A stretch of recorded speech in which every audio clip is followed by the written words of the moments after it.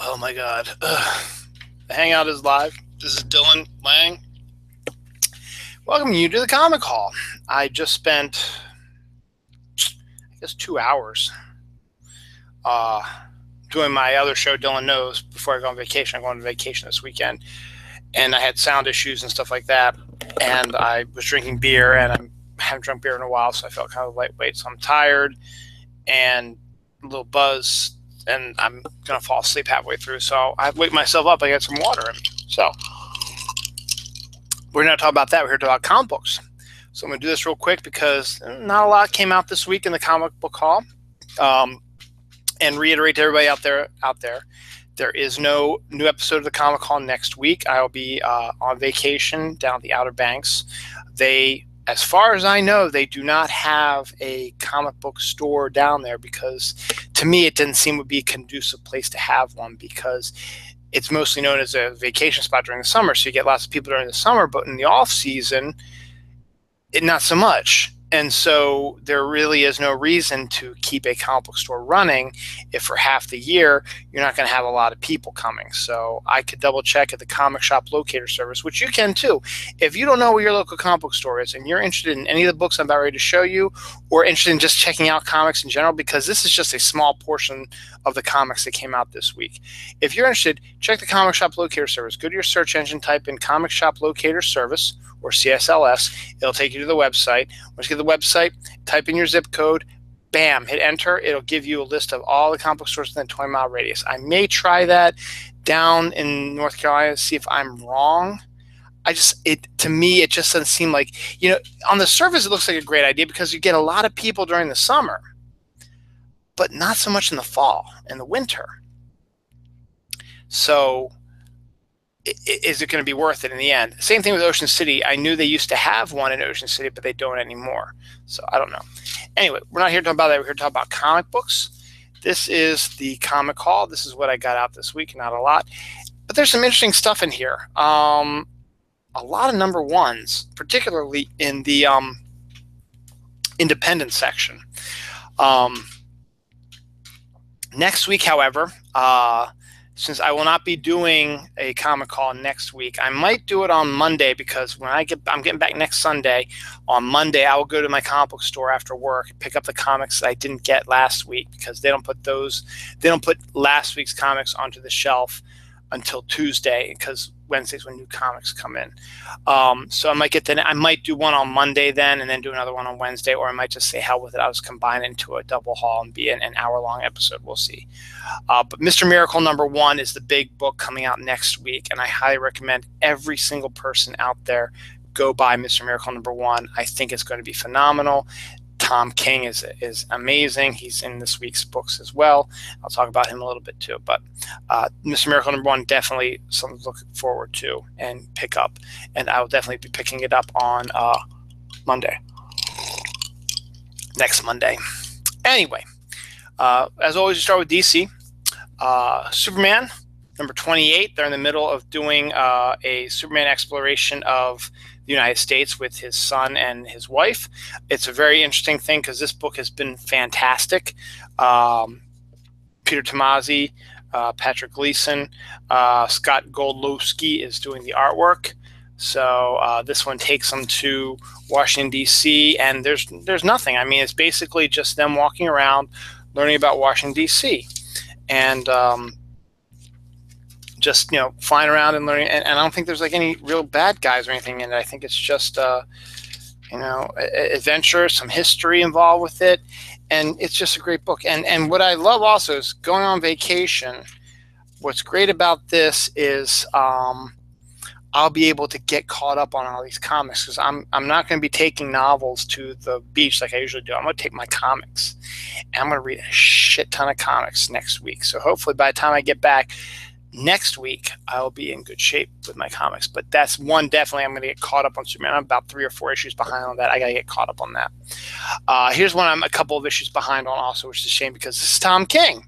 Tom King is killing it on Batman. Batman #28. The War of Jokes and Riddles continues. Mikel Janin is doing a fantastic job with the artwork. And Tom King is playing with time because Batman is telling the story as a flashback, so it's already happened, and he's telling it to Selina while they're in bed together. Because, as you may know, in issue 25 or 4 or whatever, he proposed to her, and we still haven't heard the response back yet. So this is Deathstroke versus Deadshot. That's pretty cool. So Mikel Janen's killing it with the artwork, and Tom King is killing it with the storyline. So I got to get caught up on this. I'm a couple issues behind on that. So definitely that's on my list for this week as well. Here's another book I need to get caught up on, because this book has also been phenomenal. Also, Green Lanterns, number 28. Continuing the Out of Time storyline, where they go back in time and they actually run into a bunch of different Green Lanterns. It's written by Sam Humphries with art by Eduardo Pansica and Julio Ferreira. This is the first Green Lantern from Krypton. Since this time travel story, Krypton hasn't exploded yet.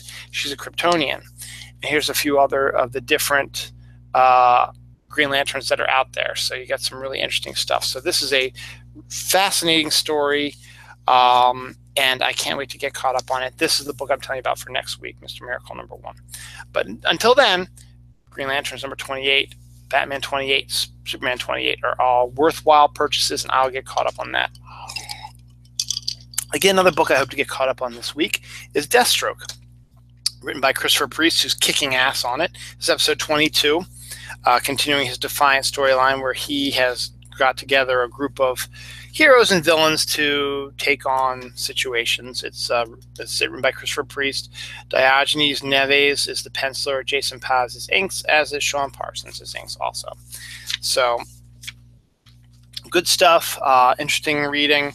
I'm sure this is going to finish up in issue 25, and then we'll see where the story goes from here. But Deathstroke, written by Christopher Priest, is a genius book as well. The reason why Mr. Miracle number 1 is coming out next week is because this month is Jack Kirby month, with a bunch of one-shots, and Mr. Miracle, of course, number 1 coming out because Jack Kirby created the New Gods. This New Gods special number 1 is out this week. Created Mr. Miracle, a bunch like that. And this year is Jack Kirby's 100th birthday. So we're getting a lot of different specials. Let me see if they have the list of specials in this book, because they had an ad for it. They might not have done it for this one, but I can try to see if I can find it on one of the other ones. Yeah, it's not in this one. I knew it was in one, though, that I looked at. Just let me see if I can find it real quick. Yes, here we go. These are your Jack Kirby specials. I talked about them earlier in another episode, but I'll go over them again. New Gods special number 1 is out this week. We're looking forward to the Black Racer and Shiloh Norman special, written by Reginald Hudlin and art by Dennis Cohen. That's that one. The Dark Side special, written by Mark Evanier with art by Scott Collins and cover by Chris Burnham, plus a new short story by Paul Levitz and Phil Hester. There's that one. Manhunter special number 1, written by Keith Giffen and Dan Didio, with art by Mark Buckingham and cover by Bruce Timm, plus a new short story by Sam Humphries and Steve Rude, which is phenomenal. There's Manhunter. There's Jack himself. There's a New God special, which I'll talk about again in a second. The Sandman special number 1, written by Dan Jurgens and Steve Orlando, art by John Bogdanovich and Rick Leonardi, with cover by Paul Pope. There's that one right there. And then we have the Newsboy Legion and Boy Commando special number 1, written and drawn by Howard Chaykin, who's getting a little bit of bad press right now, so we'll see. But this is the first of the Jack Kirby specials. It is $4.99, but there's a reason for it. There is the main story, a backup, and also apparently there's going to be a reprint of one of Kirby's stories. So this one is written and drawn by Shane Davis with art by Michelle Delecky. And I must tell you, this artwork is amazing. I think I've seen Shane do some stuff before, but I'm loving this artwork. It's very crisp and clean. I love it. The colors are fantastic. They're popping. And Shane is just doing a fantastic job. And, you know, you get a good writer artist involved with it, it could be pretty good. But we even get better. So after the main story, we get a story featuring one of my favorite artists of all time. I'll see if he wrote it also. He did. Written and drawn by Walt Simonson, who had a historical epic run on Thor in the 1980s. and okay, pretty good run on the Fantastic Four. He's been doing a bunch of stuff, but he's got a very distinct feel for stuff. He actually did a Orion series before and did the art with that. And now we have Kirby, a reprint of one of Kirby's Young God stories called Lonar. So this, you get a little bit of Jack Kirby in there as well. So for $5, you get this book. Beautiful artwork by Shane Davis, a big full-length 22-page story, a backup by comic god Walt Simonson, and a backup reprint of comic god Jack Kirby. So you gotta love it. And I'm thinking that the other ones are going to be the same way. I mean, I told you some of them are going to have backups. Not all of them are going to. Maybe it's going to be a full-length story. So you're going to get your money's worth. So worth it. Now to Marvel. Now I wasn't going to get involved with this, but I figured it was a short week. I may as well see what all the hullabaloo is about. Not that I'm going to get involved with it because I'm not a big fan of what's going on, but I'm definitely want to see what it's about, because this is the first issue of Marvel's big series, Generations. A bunch of one-shots that combine old and new superheroes, and a lot of the time the old superheroes are going to come back and replace the new ones, which is why Marvel is sucking right now. But I have to be fair and read it, so this is the first one, so I may as well pick it up, and then we'll see what happens. It's written by Greg Pak, who I love. He's a good art writer, with art by Matteo Buffagani. And so we get Amadeus Cho Hulk, the Totally Awesome Hulk, and Bruce Banner Hulk together in this series. And I'll have to read it to figure out what is going on and how it connects to Generations in general, because Generations is going to be its own show, own book also. See, we got this one coming up soon, Hawkeye and Hawkeye. So we're going to have a bunch of these. I'm going to pick up this one because I'm a Hawkeye fan of both Hawkeyes. So we'll see what happens. But the artwork looks pretty good on this one, and it is the first of the Generations books. So why don't you pick it up, check it for yourself, see if it might be something that you should do. Or if you don't like the Hulk and want to wait for Hawkeye, or not at all, go for it. I don't care. That's just, I figured I wasn't going to be spending a lot this week. Figure I may as well check it out. See what I'll read that at the beach, and I'll let you guys know what's coming up. Nick Fury #5, continuing the modern day Nick Fury comic that is trying to be like the Steranko comics of the 70s. James Robinson and Aiko are doing the story and art again. Hugo Petrus does 3 pages, but he's going for, they're going for a very Steranko-esque, bright colors, weird box design storyline that's supposed to get you, thinking about the old Steranko Nick Fury Shield. And I think it's a great idea, so I'll be probably catching up on that one as well.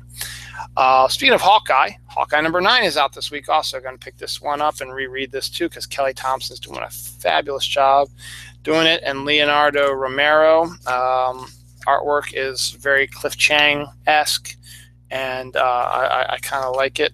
So, and Hawkeye's such a great character, so we'll see what happens with that one.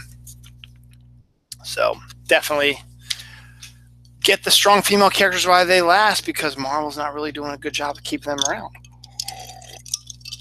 Marvel also has the rights to the Star Wars movies. They're doing another Darth Vader book. The original Darth Vader book was phenomenal.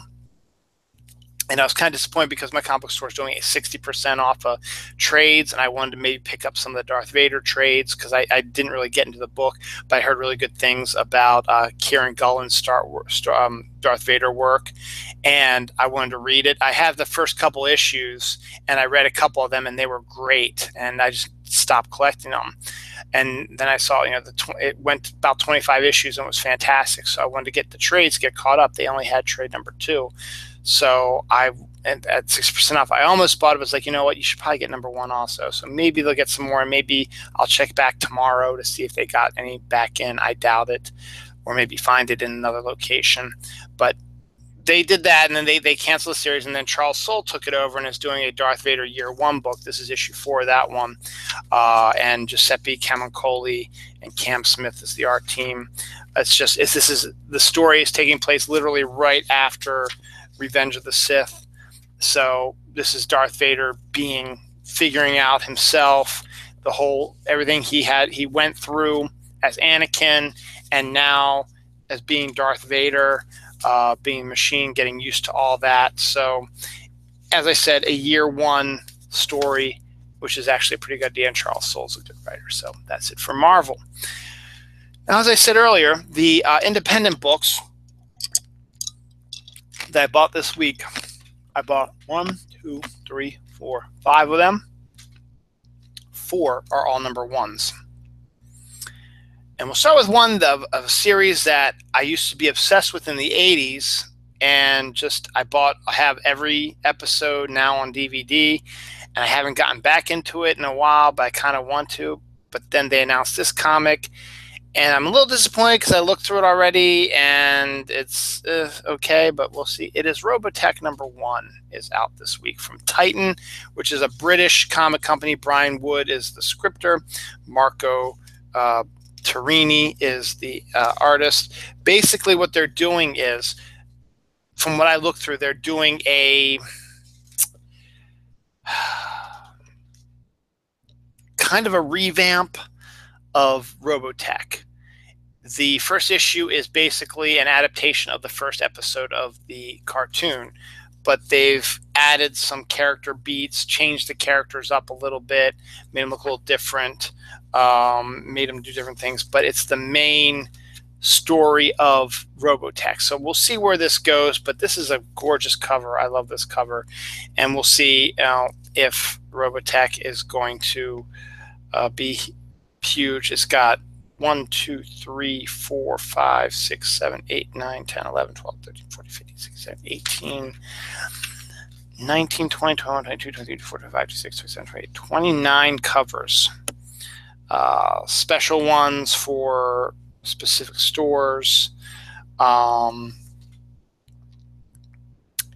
about 5 or 6 different covers. So it's interesting. So you got a lot of different covers, but I like this one most of all. So we'll see. I'll read it because I loved all things Robotech, and it looked like an adaptation of the first issue, or the first episode of the show to me. So, but with some updated stuff to it, so I'll read it and find out for sure. I looked at this. I thought it was interesting, and I didn't know what it was about. This is Elsewhere number 1 until I read the description of it on the Diamond website. It's a very interesting. It's written by Jay Faber and art by Sumeye Kesgin, and it is basically one of these alternate history stories. That's really, really alternate history. It's what if Amelia Earhart didn't crash land, but actually got transported to another dimension. And that's Amelia Earhart. She's the hero of the comic. And she's exploring this futuristic fantasy type world and doesn't know what to think about it. So it's about Amelia Earhart, and then there's a surprise cameo at the end of another historical person who I'm not going to talk about, who disappeared as well. You probably figured out, but it's a good idea, and I'm interested to see where it's going to go with the two of them.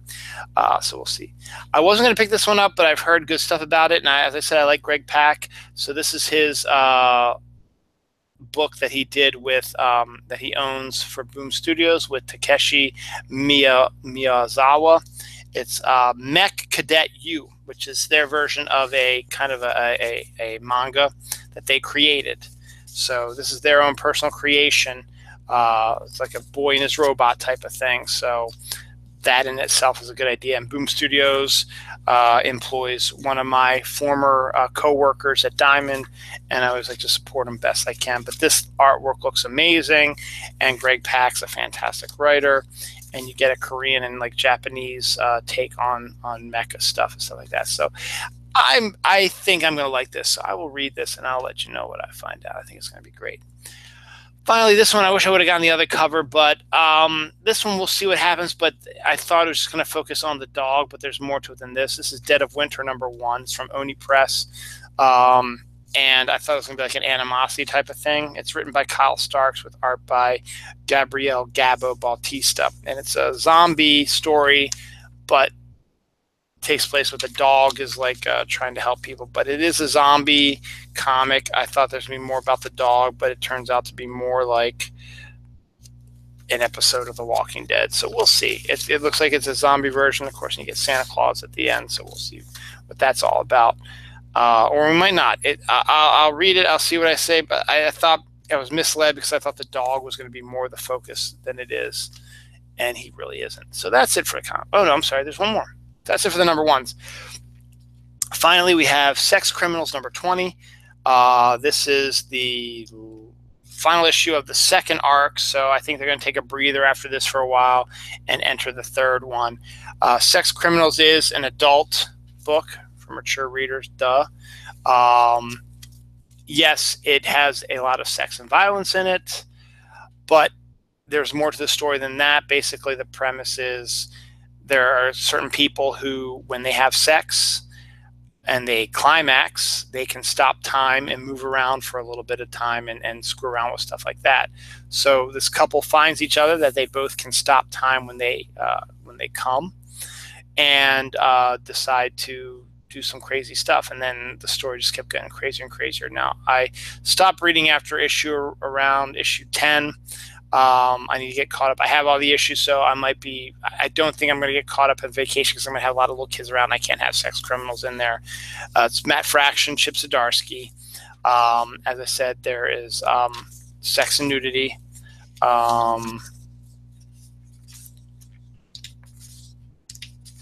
So you'll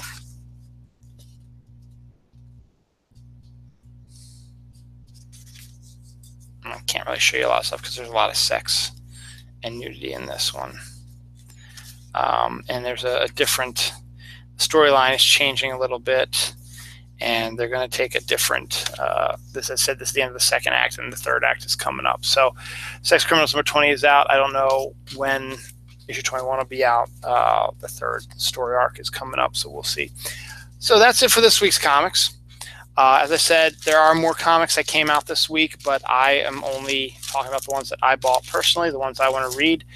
As I said at the beginning of the show, I am out next week. I will not be doing an episode of the Comic Call. I may do one on a Monday when I get back, or I might wait and combine next week's comics with 2 weeks from now's comics and do one big double wide Comic Call. So we'll see. So take a breather for a week. You don't have to watch the show. But don't take a breather from going to the comic book store. Mr. Miracle #1 is going to be amazing, and I highly recommend you check it out. Tom King wrote The Vision. Nobody thought The Vision was going to be extraordinary, and it was. And I'm thinking you're going to see the same thing with Mr. Miracle. It's a 12-issue series, just like Vision is. So I think you're going to get a lot of stuff, and I'm really excited for it. And hopefully I'll be able to get a good copy. I'm sure they're going to order a lot of copies. If not, as I said, I got a bunch of other comic book stores in the area that I can pick up a copy of it. So I'll read it one way or another. So enjoy yourselves. It is just about Saturday, and I'm exhausted. I'm going to shut down and maybe just sit for half an hour to just settle down myself, and then I'm going to go to bed. Thank you very much for watching. Go to the local comic book store. Go, if you don't know where it is, go to your search engine, type in Comic Shop Locator Service, type in your zip code. You'll find a local store nearby you. Check it out. Just look around, see what they got to offer. Thanks, and I'll see you in a couple weeks.